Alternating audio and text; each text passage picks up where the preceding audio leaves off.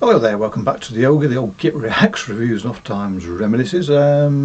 Today we're doing a find, a serendipitous find. It was one of those albums that you come across and straight away go, what's this then? Wow, let's listen some more. Listen I did, and purchased I did, and I've not listened to it an awful lot because it's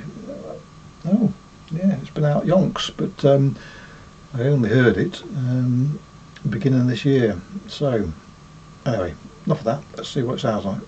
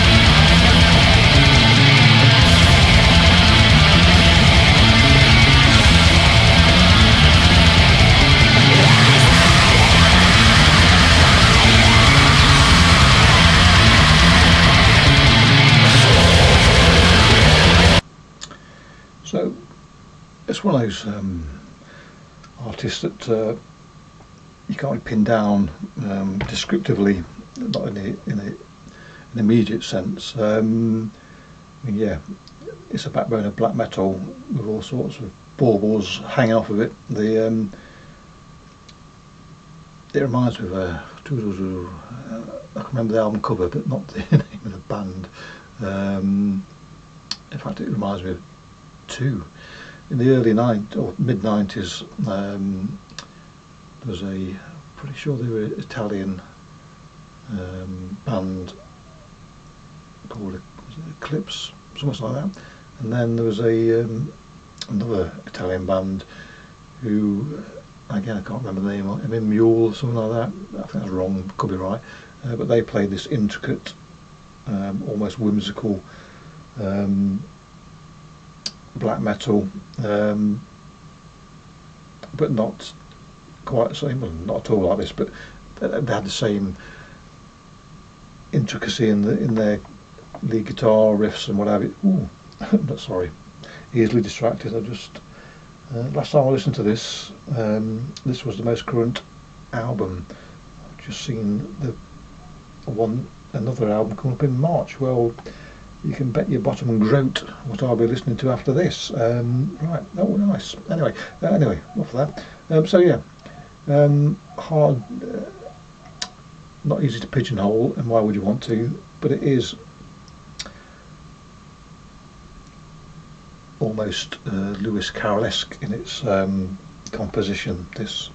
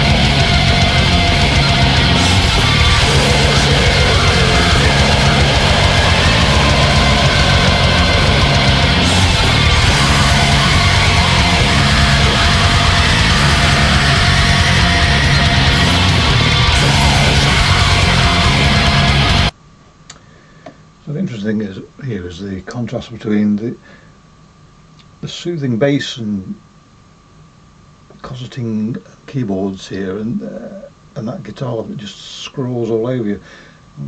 It's almost as if it's ice skating. When you watch figure skaters pirouetting and doing what they do, the guitar is basically doing this to your ears or your hearing, and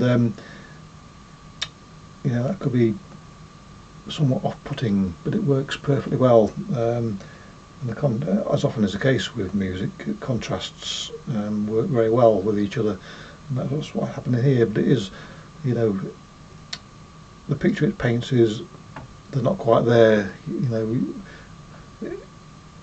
it is taking you somewhere where you're very unfamiliar with, and it probably isn't necessarily in the realm in which you normally dwell.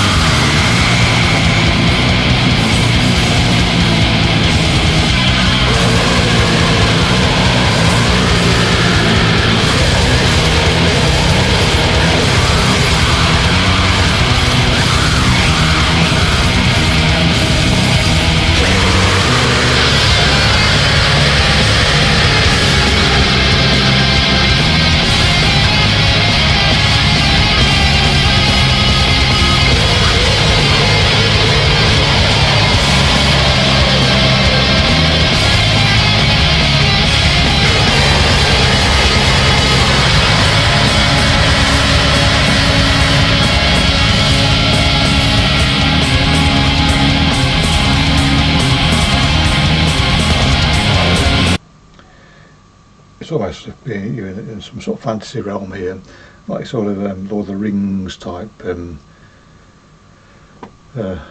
fantasy, but one where normal rules of existence aren't quite apparent. I'm trying to think of something I may have read or watched that would illustrate that. I can't really think of anything. It certainly feels psychedelic. You know, if you watch the sort of videos of Pink Floyd when they were properly psychedelic, the imagery they used in the background would probably go some way to put you in the mood or similar frame of mind as this, but not really. I think despite the incisiveness of some of the music, there's also a sense of lack of threat in a way. I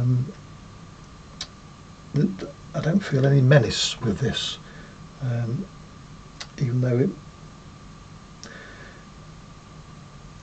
it's not a comfortable listen. It is perfectly engaging, but you know, sometimes there's a hint of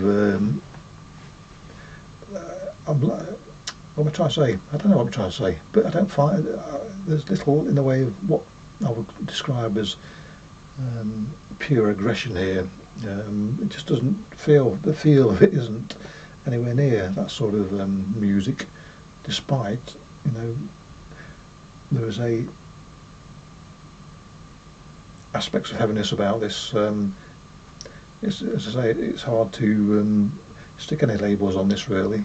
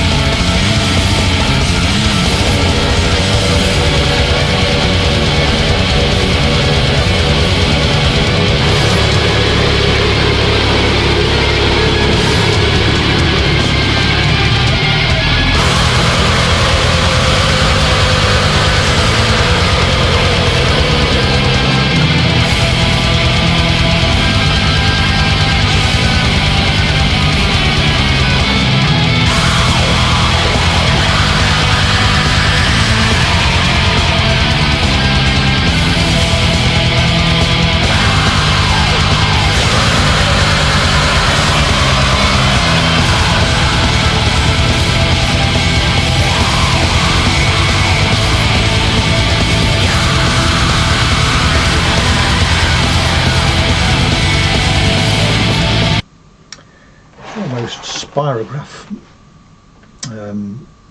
Spirograph, I mean. What does it mean? It's not spirograph, is it? Jeez. When you get to my age, words come in and go straight away.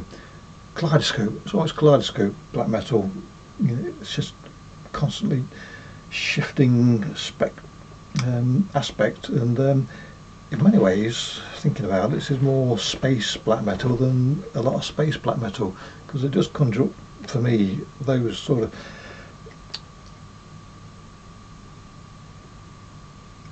somewhat magnificent but amorphous space pictures you see.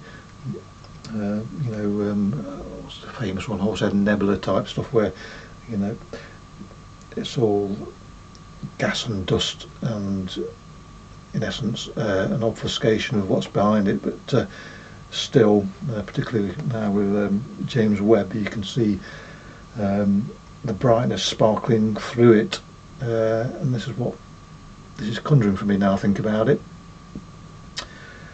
Dark, enormous dust clouds with spectral light playing amongst it.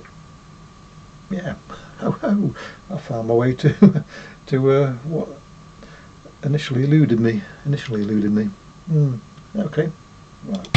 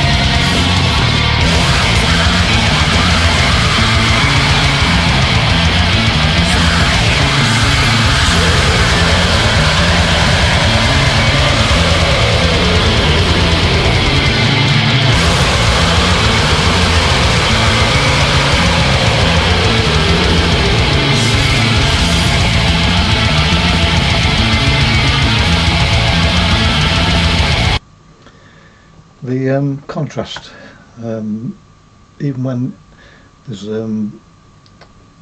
it's getting faster and thicker, the contrast is still something to behold. It's, you know, just now it's almost as if you've got a laser shining in one eye, and then out your other eye you're watching the aurora. For however intense it gets on one side of the scales, it gets lighter and almost whimsical on the other side. It is the play between the two is really does grab you, and I mean, this is by no means a linear ride, but it is one that keeps you enthralled throughout its length.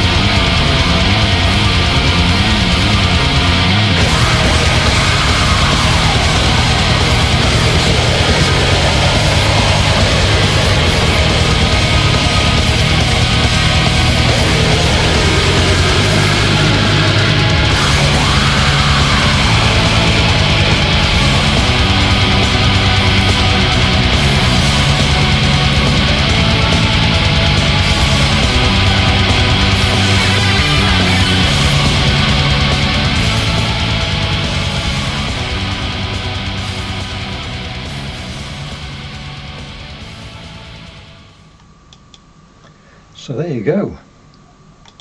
I am literally dazzled, and that was a glittering prize. You just, wow, where are you? Where am I? Who am I? So much to try and take in. And on the first listen, you know, as often the case with lots of music, you just don't appreciate what's going off. But the atmosphere on the first listen just grabbed me. I think I bought this. I didn't even listen to the whole album. I just flicked through it and went, yeah, and bought it. So I'm curious as to what this new shiny one's going to be like. Hopefully, it stands against this. But anyway, enough of that. Clicky bollocks. Catch you all next time. Cheerio.